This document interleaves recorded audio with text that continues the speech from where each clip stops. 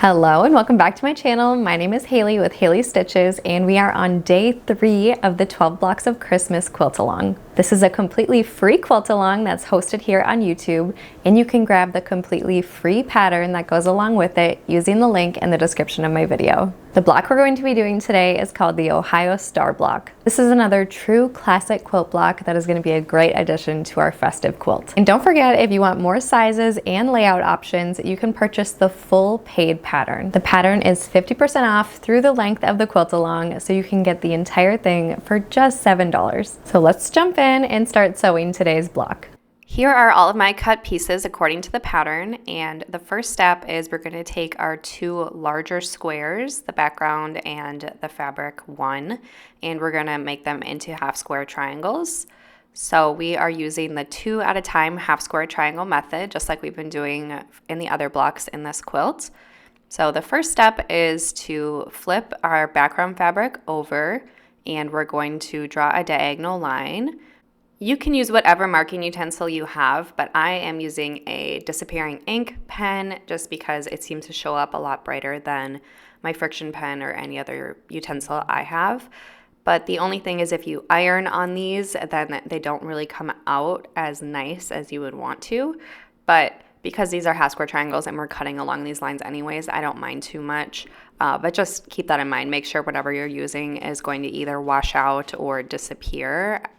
So the next step is to pair our background fabric with our color fabric, and we're going to start making our half square triangles.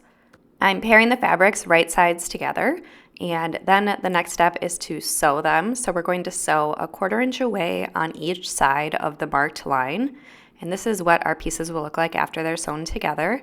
And now it's time to cut them in half. So we're going to use our ruler and rotary cutter to cut along that marked line diagonal to diagonal. And this is going to give us a total of 4 half square triangles that are all identical. And the next step is to press. So I am going to press towards the darker fabric, towards that pink fabric. And we're going to repeat that for all of these half square triangles. And after they're pressed, you can trim at this point, but I am going to wait to trim till the very end.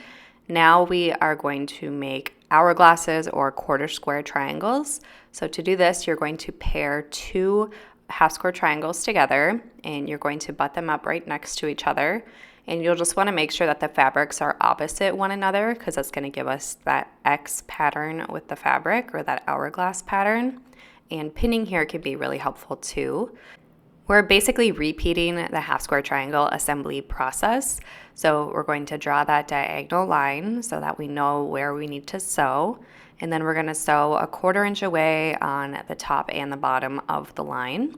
So this is what our unit will look like after they're sewn together. And now it is time to trim. So again, we're just going to trim on that marked line diagonal to diagonal. And this is going to give us a total of 4 hourglass blocks. And now we want to press and trim. So pressing for these, I prefer to press open just because there is a lot of bulk with all of these seams, but you could press whatever direction you like. And open tends to give you a better kind of crisscross in the center. So this is what they look like after they're pressed. And now we're going to trim them down to 2.5 inches square. When trimming these hourglass blocks, it's definitely important to take a little bit extra care to make sure that everything is lined up. So that center where all of the pieces meet will want to be on the 1.25 inch line. And then you want to make sure that diagonal line on your ruler is lined up with the diagonal of the hourglass block. So just make sure you're taking a little bit of extra time just to make sure everything is nice and square, because it's really going to help the pieces come together when you piece the block. And then you'll just rotate it around and repeat that process. And the other thing I wanted to mention is I flipped my mat around. So this is the lighter side. I feel like it gives a more contrast and is easier to see on video. So let me know if you prefer this, the mat this way versus how it was in the previous couple of videos. I think I'm going to keep it this way for the rest of this project. I don't know about moving forward, but it just is easier to see. So we are going to trim all 4 of our hourglass blocks to that 2.5 inch mark. And quickly, before we piece the block, I wanted to mention the paid pattern. So I had some questions about why would you get the paid pattern versus just the free? And I want to be really clear that this is a completely optional upgrade. You can do this quilt along with just the free version. But if you want additional quilt layouts and size options, then you can grab the pattern now for 50% off. You can get it for just $7.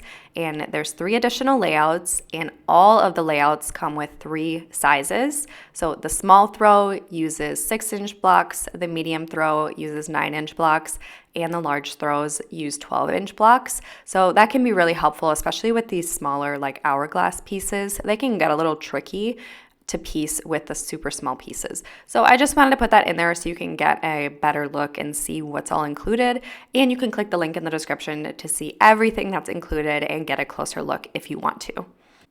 Now we have all the pieces we need, and it's time to piece our block together. So we're going to use those hourglass blocks and the remaining squares that we cut from our pattern. And I am going to lay them all out into our Ohio Star pattern. So I'm going to put the pink in the center and the white background in the corners and fill in the rest with those hourglass blocks. And keep your eye on the direction of those hourglass blocks. You want to make sure that the white is touching the center, and then you'll be able to get that nice Ohio Star pattern. So I did play around with this a little bit to try to make sure that the center was really popping. And as you can see, my background is a little bit busy on this fabric. So I tried my best to make sure that the center, whatever fabrics were touching the center, were always a little bit lighter. So I ended up on this pattern, and I do like how that looks. You can kind of get that square in a square pattern in the center of the Ohio Star block. So now that everything is laid out the way that we want, we're going to start piecing the rows. So you'll piece each of the 3 rows together, and then we're going to press in opposite directions. So I'm going to be pressing away from the hourglass blocks, and that's going to make it so our seams nest as we sew the entire block together, all the rows together. And that just means that the seams are pressed in opposite directions. So the seams will butt up right next to each other and give us those crisp corners, and we won't lose any of our points, hopefully, as we piece this together. Here is what our final pieced block will look like. And the last step is to trim. So I'm going to take my 6.5-inch square ruler and trim all the way around. And the main thing I'm looking for here is that I'm having a 1/4 inch away from each of those points around the block. And that's going to make sure that we have enough of a seam allowance to not lose our points as we piece the entire quilt together. So I'm just going to be trimming off pretty much just little slivers here to make sure that everything is even and 6.5 inches. And here is the final trimmed block. So this is block number 3 of our quilt, the Ohio Star block. I'm so excited to make the rest of this quilt with you. I hope you're following along, and don't feel pressure to stay on track. I know 12 blocks in 12 days can be a lot during this busy holiday season. So these videos and the pattern will remain free and available forever, so you can come back to it as you need to. And I'll see you tomorrow for block number 4.